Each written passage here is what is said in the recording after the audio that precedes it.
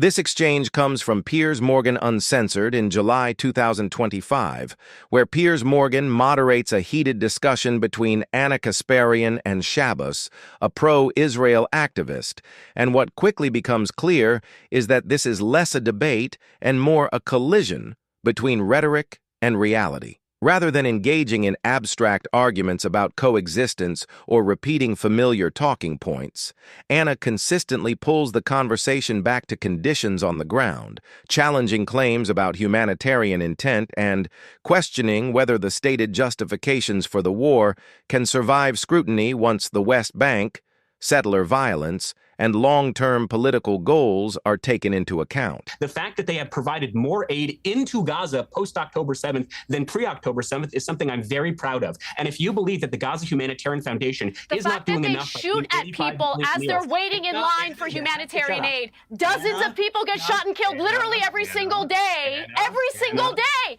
as they're waiting for food. No, I'm not going to let you filibuster, bitch. I'm not going to let you filibuster. I'm not going to let you filibuster. You guys are totally okay with IDF soldiers shooting and killing desperate people waiting for humanitarian aid. You're okay with that. I find it so unbelievably evil.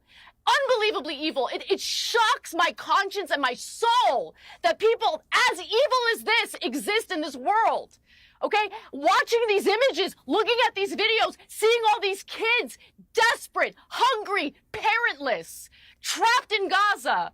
And you're sitting here and you're defending it. I can't stand it. I can't listen to it. The filibustering is unbearable. It's unbearable. And what I tell you what, I can't take it. How can you watch all those kids die? Okay, and be let me okay bring with Gideon back in here. Will you call on Hamas right now to surrender and release the hostages? Do it. Do it right now. Say, I called out Hamas. I called out Hamas from the very beginning. I've got no love for Hamas. It's a terrorist organization. What they did was wrong. I cried over the atrocities that they engaged in on October 7th. But you know what's so disgusting? You want to? Yes, I did. You should watch The Young Turks. That's where you'll see exactly what I had to say about Hamas after October 7th. I even trashed elements of the left who refused to criticize Hamas for what they did. Okay, so you don't have a leg to stand on when it comes to that issue. Okay, you made that clear. But you can't on one hand, talk about the injustice of what Hamas did and then turn around and say it's okay if Israel does it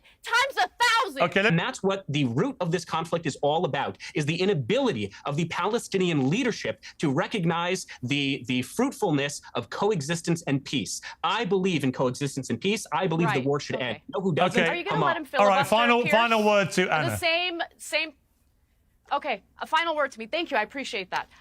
If this was really about getting the hostages back, then Israel wouldn't be raining terror on the Palestinians in the West Bank, which is a separate territory, which was not governed by Hamas, but they are raining terror on them. They're allowing these terrorist settlers to run Palestinians out of their homes. They're bulldozing homes. They're building additional illegal settlements. They're openly talking about annexing the West Bank, by the way. So all of these talking points are so easy to dismantle.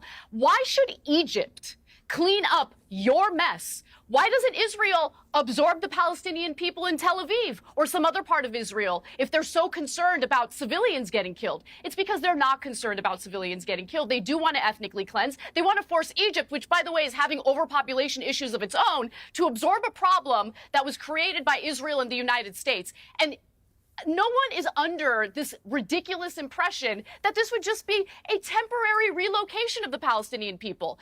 Why did Benjamin Netanyahu use the Greater Israel map in the very beginning of this genocide? Publicly, during a press conference. He did it because this is all about the Greater Israel Project. He believes, first of all, he's totally against the Oslo Accords, has been from the very beginning. There are videos of him from when he's in his 20s talking about how the Palestinians should not be allowed to have their own state, their own right to self-determination. We're not stupid, Shabbos, okay? We're not idiots. We see it clearly. You can say whatever you want to say, and the same talking points are regurgitated over and over again. We're not buying it because we can see the facts on the ground. And Gideon Levy, let me just say to you, God bless you.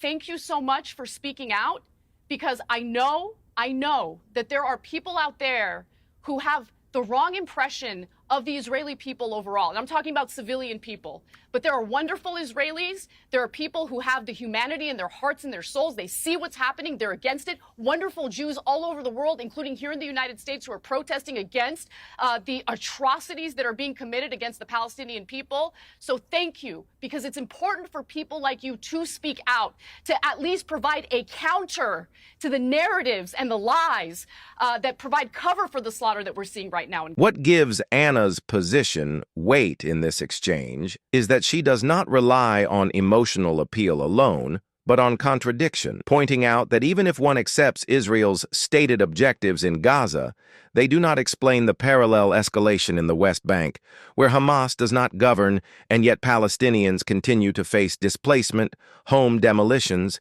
and expanding settlements. Her argument ultimately reframes the entire discussion away from short-term justifications and toward intent, invoking Benjamin Netanyahu, his documented opposition to Palestinian statehood, rejection of the Oslo Accords, and public embrace of the Greater Israel concept, not as rhetoric, but as context. And in doing so, she challenges the audience to judge the conflict not by what is said on television, but by what is consistently happening on the ground.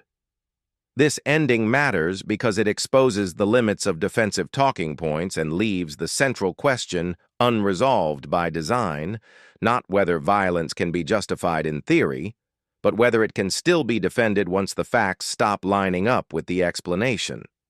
What are your thoughts? Let me know in the comments, and don't forget to subscribe and check out the next video.